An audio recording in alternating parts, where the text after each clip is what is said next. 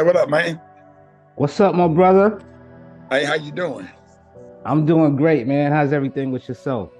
Good, good. Blessed, man. Thank you for the opportunity. Man, thank you, my brothers. A pleasure to sit down with the legendary Rickey Smiley, man. I wish I was a legend. Don't start.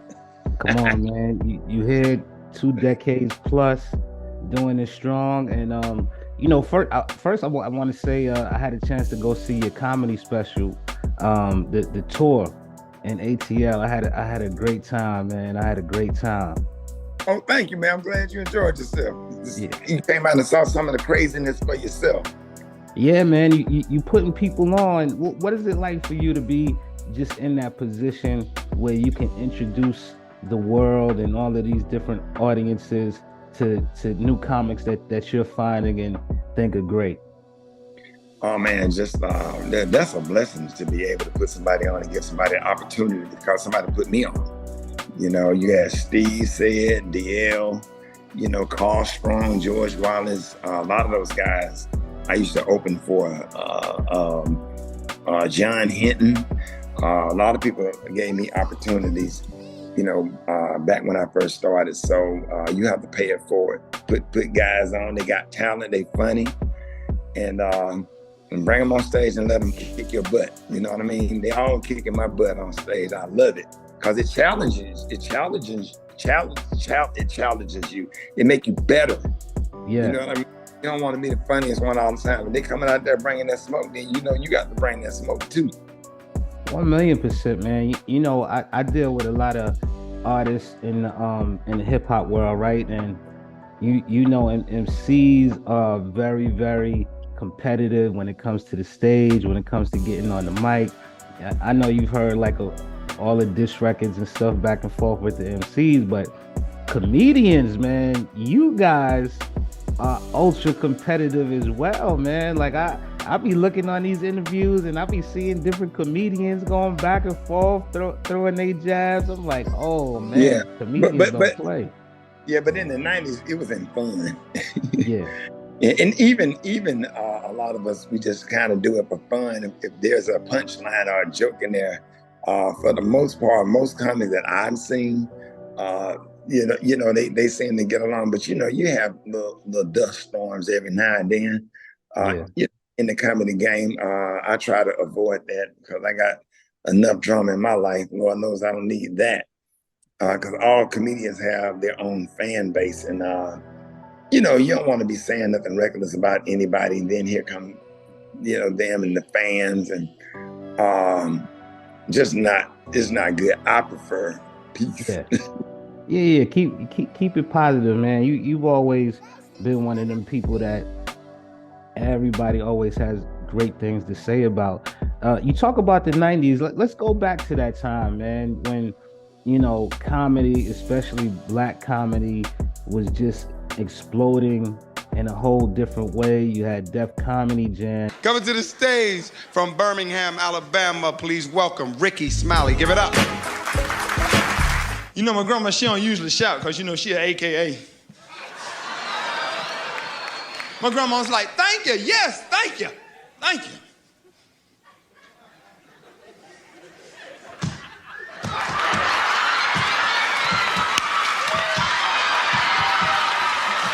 My name is Rickey Smiley. God bless. Hey, Martin Lawrence, Eddie Murphy still was doing this thing, and just all these comedians that have now gone on to be legends started to emerge, and you was with that class. Yeah, man. I started in '89. I started November 13th, '89. Coming up November, I think it'll be either 33. Let me see. Yeah, let me see. 30. Yeah, 34 Yeah, years. yeah, 34, 89. Yeah. Yeah, 34 years in the game. Wow. That's right. Wow. Yeah. So coming up in the '90s, man, you had to grind, you had to perform in nightclubs, family reunions, standing in the middle of someone's living room, somebody give you a check for $150, making them laugh or whatever when it was hard and it was awkward. meeting all those challenges, driving up in the mountains of West Virginia in a 79 Cutlass. Wow. Yeah, plane ticket wasn't heard of back in the day. We didn't start getting plane tickets until like after like 93, 94. But between 8 and 10, we was driving to those damn gigs. I remember driving 12 hours just for like $300. Wow, you know, you're clear. Yeah, you come back and clear about 65 by the time you pay for gas and snacks. Was it, you know, not making that much money? What was the motivation at the time for you? Was it to get the exposure, to work it out? It was the exposure. It was the stage time. You just appreciated having the opportunity to be on stage. You wanted it. It was fun. Yeah, comedy was definitely sacred back then, or whatever. Even though the game has changed, but in the 90s, it was really fun.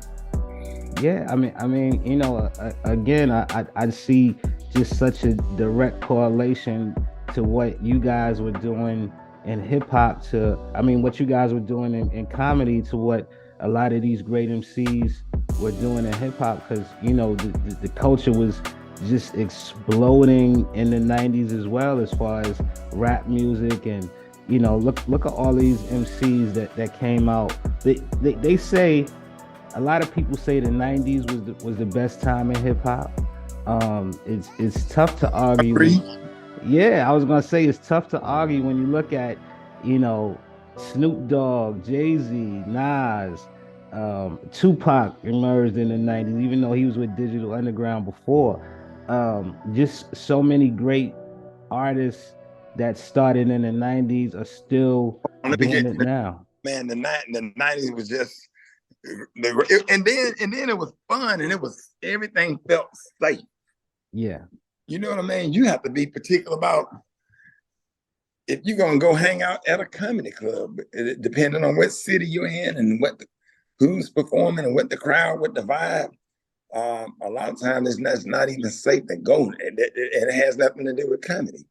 You know, nobody wants to get their car broken into or get targeted or whatever. But it was genuine. It was sincere. It was fun. It was natural. It was the best. Yeah.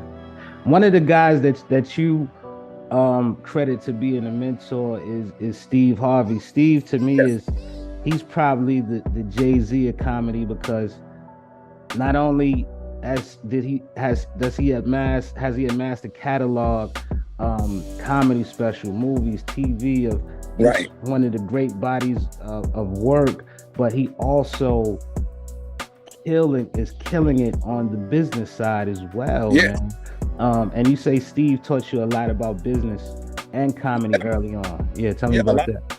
This kind of helped me as I made my transition into radio. You know, I already had the discipline and the structure. And that's one of the things that he liked about me. I had discipline and structure and respect, and I was quiet when it's time to be quiet and speak when spoken to, was not entitled, just happy to have an opportunity. And that's why a lot of comedians, I put them on, and most of the ones that I put on are like that as well. Quiet, you know, appreciate the opportunity, grateful, respectful. Man, I ain't never had any issues out of any of these young comics, even the ones I mentor, you know. And I just love on the new comics because they can't help it when they started, you know, the B. Simones, the Jets Hilarious, the Darian Brand, Alton Walker, Celebrity, the comedian, you know, all of these guys, man. It's just a pleasure to work with them. And Chico Bean, DC Young Fly, man, I love them. I love their work. They're great artists. I love Wild 'N Out. I love what Nick Cannon is doing for comedy. Yeah. And I just like the whole vibe, you know, because it's almost like you can't, you know, you started in the 90s, but you can't be stuck in the 90s. You have to make adjustments to the culture, adjustment to the act. You have to also know who your audience is. You know, people that come out to see Just Hilarious, they might not understand my kind of comedy because my audience is 25, 54. That's my same radio audience. Knowing what your target audience is and demographic wise. So stuff like that is important so you won't be the uncle that's trying to fit in, Right, or right, just right, right. yeah, but just be the uncle. People have respect for if you just trying to be the uncle, but if you come with some skinny jeans on and a Dallas Cowboy jersey tucked in the jeans with a belt on, you the You uncle looking trying. crazy. You looking crazy, man. Right. I, I want to take you back a little bit further than the 90s. If you see my shirt, it says support black colleges, man. We at that the HBCU homecoming season right now, man. Oh yeah. It's great to see, all of the schools celebrating the alumni coming back. Um, you have been such a huge supporter of HBCU. I want to talk a little bit about your college experience, man, in Alabama. What was that like? Going to school out there. Oh man. Oh God. Alabama is the heart of Dixie. So on one side of Alabama, you got Mississippi. So there you have Jackson State, Tougaloo College. You know what I'm saying? Alcorn. On the other side of Alabama, you got Morehouse, Spelman, Savannah State University. What's the other one down in Macon, Georgia? Fort Valley. And then at the top of Alabama, you got Tennessee State University. There's a lot and right in Birmingham where I live, you have Miles College, which had homecoming last week. Miles College, Golden Bears. We have Alabama State, Alabama A&M, Tuskegee, Talladega College. You have a lot of wonderful universities just here in the South. And HBCU is a religion to Black people. This weekend is Magic City Classic weekend. Tomorrow, Saturday, Alabama State play Alabama A&M. So you're talking about 250, 300,000 people in the city of Birmingham. The festivities started Monday. People are already tailgating out there. The stadium is packed like right now. Yeah. The game is Saturday. Stadium is already packed. People already got their trailers ready to go, ready for the game. So the Magic City Classic and different classics, whether it's Tennessee State versus Jackson State or Bethune-Cookman versus FAMU, Howard versus Check it out. One thing about Henry, we ain't lost to Howard since 20.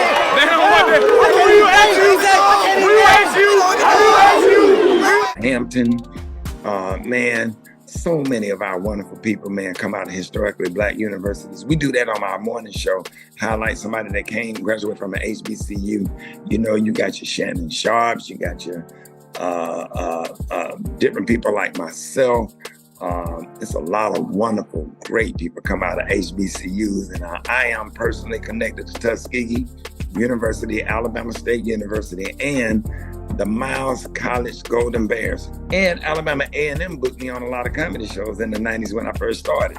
So, I have to give props to Alabama A&M and Miles College as far as the start of my comedy career, because those universities would have performed. The first ones that hired me to perform. So, man, all of this stuff is just a blessing.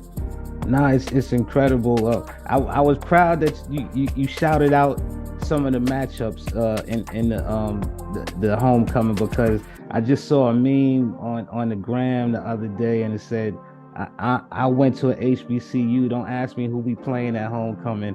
I just know we gonna go and have a great time. Like, they don't know who the game is. We know who won the game. Right. We eat after halftime. You know it. Yeah.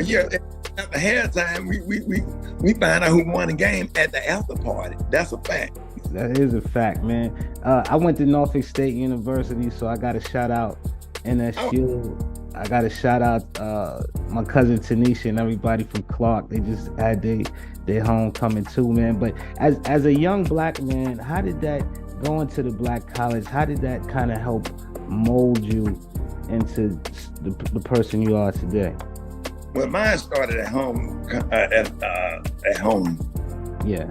I was raised by some wonderful ass grandparents and great grandparents that didn't play no games. So I was respectful, had discipline and structure. But HBCUs just brought out the excellence, because my grandparents didn't go to college, but HBCUs kind of taught you that excellence, that Kamala Harris, when you see it, that those certain ones that you can look at, as the Grand Marshal of the parade that probably went to that prestigious university, and how to be and how to conduct yourself as a. Hold on one second, I got some corn in the oven. Hold on, don't laugh at me. Oh man, no, you gotta get that food. Don't laugh at me, bro. My morning show spending the night over here, and I already started cooking. Don't judge me. Now, man, you learn black excellence out of HBCU, man. You learn classy. You go to them damn chapels and assembly programs, and I remember I went to Tuskegee my freshman year. Jesse Jackson came to speak. Man, I couldn't freaking believe. I could not believe that Jesse Jackson was speaking. Then by the time I got to Alabama State, a Q handed me a flyer. Like, go make sure you get out and vote. Jesse Jackson, a black man, is running for president of the United States. Ooh. That was my first interaction with a bruh on campus. I thought I ain't know if they're gonna kick my ass or what, or walking too close to their plot. But a bruh has said, hey man, come here, man. I walked over there, like, you know damn well you don't walk on that sidewalk where the Q's at. He handed me that flyer. He said, man, some real stuff, man. We got a black man running for president of the United States. Yeah. And that was something. That was real. Yeah. It was in school. Is that way you sort of picked up comedy? Because in school we have like our talent shows and just elementary school. That just started in the 6th grade, man. They put us in the dumbass 6th grade. You had a smart 6th grade where they had high GPA, and then you had our dumbass over there. Man. Single parent 6th grade. Everybody's shoes toe up. And everybody in the other 6th grade, you could tell all their mom and dad was together. So they put us in that 6th grade to keep our test scores up. And boy, them be the roasters. Oh yeah. And then we had a mean ass teacher that was funny. If you get a teacher that's mean funny, bro, so you see how you laughing, so you know what I'm talking about. Yeah, I went to school in Southside Jamaica, Queens, man. We had young black teachers as well. Man, she'll cuss, she'll roast your ass. She'll tell you to go brush your teeth. She'll call you up to the desk and hand you a comb and tell you to go to the bathroom and comb your freaking hair. Man, that stuff used to be funny, man. Yeah.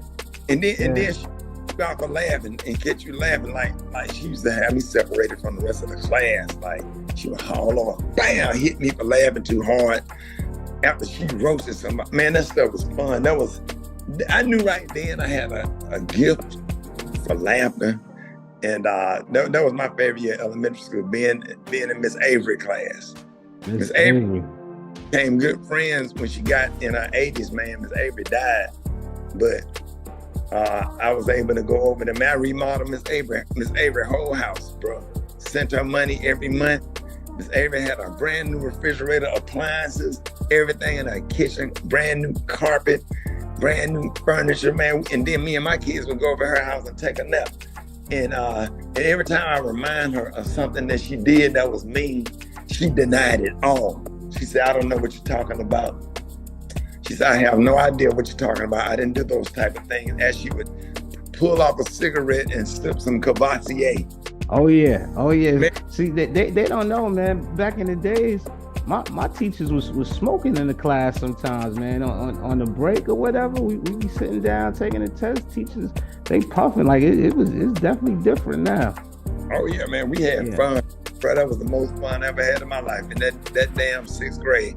And our test scores came up. How about she made learning fun? God is great, man. God is definitely great. Now, before you had to take a break to go get some food, and I gotta testify for everybody that Rickey is an incredible cook. You was shooting the podcast the other day with my brother Sean Garrett. We went to the spot. He cooked some incredible pinto beans. I haven't had pinto beans, bro, since I was maybe 6-7 years old. And I gotta say, the best pinto beans I ever had in my life. It was outrageous. I was like, yo, this is with little turkey in it. And mine is something serious. Go to Tamar Braxton page and her mom page. They came over and had, like, my pinto beans are like famous now. Nah, that's a delicacy. And Yeah. I gotta say, I have some wonderful cooks in my family. My Aunt Teresa is the best, but I think you might have Aunt T with the collard greens, man. Like those Oh yeah, collard greens that you made with the little onions and the turkey. I yeah. said, God damn. Wait a minute, you was there, I was there, bro. I was there with Sean. I was with Sean Garrett. bro. I'm looking at you, nigga. Man, stop playing with me, man. Man, don't be doing me like that, man. Yeah, bro. I'm looking at that like, Yeah, that was me. That was me, brother. man, why you playing with me, man, bro? Why you playing with me, man? Man. I Yo, know what you, dog. I know. Okay, bro. You know what I'm saying? You be meeting so many damn people, oh yeah. Nah, I know how it is. and then Sean was laughing so hard. I don't know what the hell we was talking about. Nah, he had a great time, man. I'm Bro, about I mean, to see Sean I know later. that, man, I hugged you about 3 or 4 times, bro. Yeah, we had a great time, man. It was an incredible time, bro. Like I didn't know the chef game is equally as good as the comedic game, man. God bless. Like I'm ready for the restaurant to open. You gotta do something, man.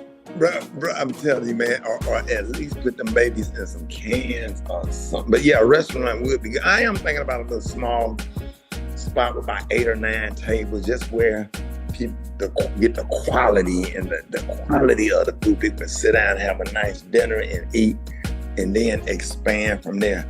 But yeah, that's something that I'm definitely looking at. Yeah, dog, them green. Hey, you enjoyed those greens, dog? Man, I took them joints home, and I've been campaigning you.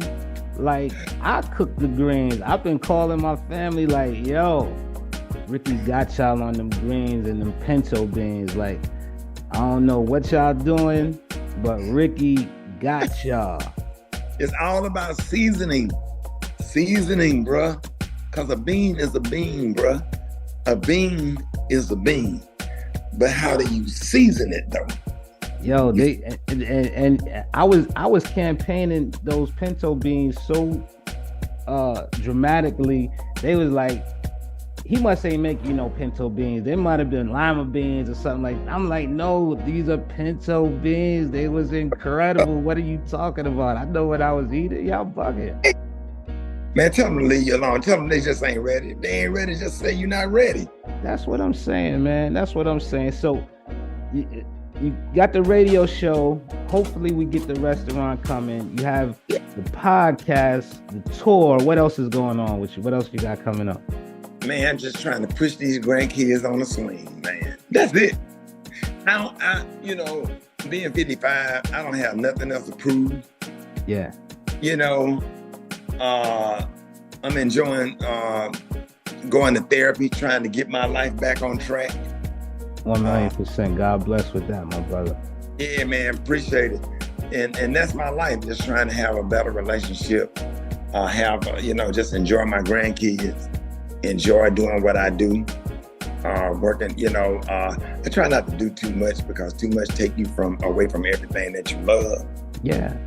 So you just try to pull back a little bit and just try to enjoy life a little bit, you know what I'm saying? And sit in your backyard and enjoy your work hard for all this stuff. Why you can't sit in your backyard? You gotta do it, man. You gotta do it. I gotta applaud you so much, man, because we know that you've had like family tragedy, man, and you have just maintained and just been just a steady, positive force in all of our lives, man, because nowadays every day we turn on the news, we see the war going on, little kids dying, and even just Atlanta, New York City, Miami, violence, everything going on, and it's a lot for us, man. And being able to turn on your show or look on your Instagram and you bringing us a laugh or a joy, man, or I know even sometimes you say prayers for people, man, that just goes a long way. So I gotta say I thank you so much for just being that constant positive force and like everybody that follows you, man, always just an uplifting presence. No, man, thank you for that, man. And hearing that encourages me to continue to do, what I'm doing. If it affects you like that, and you can learn something from one of the videos that I make or whatever. Sometimes, man, I just let God use me. And then sometimes, man, I roast people when people be coming for me. I'm a comic, Yeah, you gotta let them have it. Sometimes I have to spank them a little bit, and that's how, because we deal with hecklers, so we train to roast as well when they come for you. But I just try to be positive and just try to be loving and thoughtful, and just trying to do the best job I can, man. But I sure appreciate you having me on your show, big dog. No, I appreciate you coming, man. You doing it. Okay, so before we let you go, obviously we still celebrating the 50th anniversary of hip hop. At your comedy show, you talk about vibing to the classics. We hear a little glimpse of some of the music that you listened to back in the days. You gotta give me your top 5 MCs and what's your favorite hip hop album? Bro, don't do me like that. Wait a minute. How can you get? Ain't nobody else, bro. You talking about 50 hip hop? You talking about the top 5? Or 5 of your favorites. It don't have to be the top 5. Just 5 that you still rocking. Cause I know you still playing the music now. I know you got your streaming. Still playing 8-Ball MJG. Hell yeah. The head slap a hole, shoot the club, bust him, cause you's a big. That one. Gotta talk about. That's 8-Ball MJG. Gotta throw in G's I put on. You gotta play I put on, bro. Snowman. You got even you gotta play Future in the same damn time. You gotta play Murder, bro. Out of all songs. Song that'll make you just go and just grab a trash can and empty it out and throw the barrel down it. That's See Murder. After month. Then you got a Sway Sir. That's a big hip hop song. You got that one. Bro, you gotta let me introduce myself. My name is Ho. You got that one, man. Then you got the Brat, man, the first female rapper to sell over. Oh man, we love the Brat. We love the Brat. Whole Jermaine Dupri caliber stuff in that, bro. I'm talking about you got what's one album, if you had to pick just one album that you say is just your favorite album that you played the most over the past 20 years or 30 years, just one album? Like, yes, man, I'm sorry it's everything on there's a damn hit. The back bombs out of Baghdad. Sorry, Miss Jackson. See, I live in Birmingham. That's 2 hours from Atlanta. We are Atlanta too. Atlanta claim us. We go to Atlanta. Outkast, amazing. We went to Atlanta every weekend. Outkast, bro. Stop playing with me, man. Get me off here, but they start shooting through this phone, bro. We love Outkast. Last thing I want to ask you, man. You've been a big supporter of Deion Sanders, them Colorado guys, man. It's been fun, man.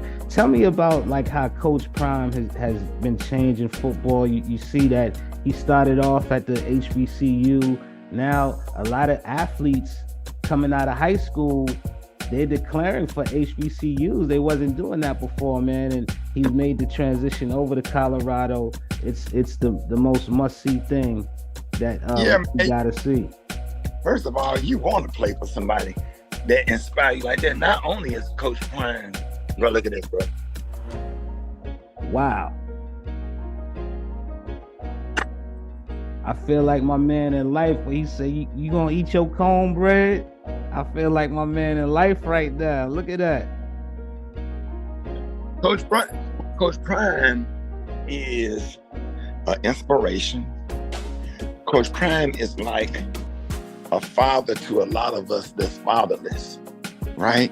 Coach Prime and I like the same age, but man, I get so much inspiration from him. It's unbelievable.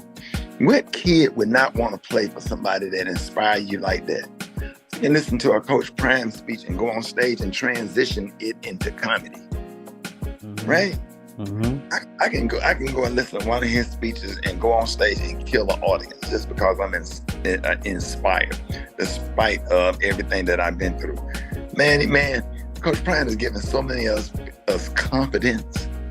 You know, just his confidence, his swag. You know, that's not arrogant. That's confidence. Every black man need to walk with their shoulders up and their chest stuck out and their head up. Sometimes, man, we so docile in our approach to things and approach to people, and why a lot of times people don't respect us.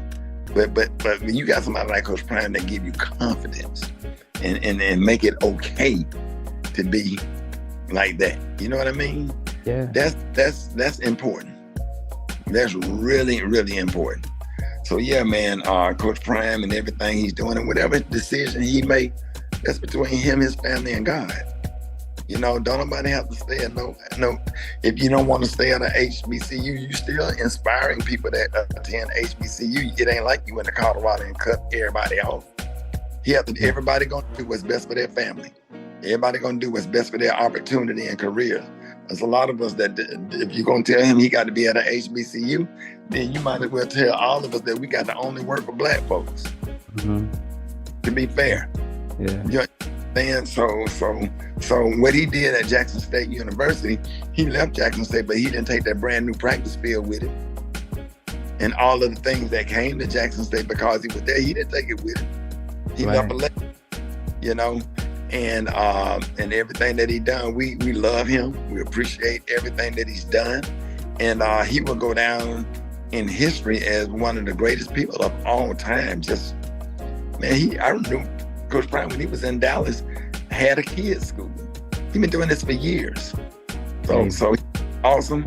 He's been an inspiration to all of our lives. I know I can personally speak for me and my son. We talk about him all the time. And we absolutely love him. We love him on our morning show. He's a friend of us and a friend of the morning show. So wherever he go, we love him and we support him fully. Man, I love what he's doing in college, and I know he's going to eventually make that transition to the NFL as well and be one of the great coaches. I love to see him coach my Giants. I don't know if he'll go to the NFL because it's hard to motivate. We'll see. That's interesting. I think he'll do it. I think once his sons graduate and do their thing, I think he's going to go to the NFL. He ain't going to turn that down. I think he's going to end up at Florida State. Well, no, because Florida State doing good now. Yeah. So that's we need to come back and rehash that conversation. We do.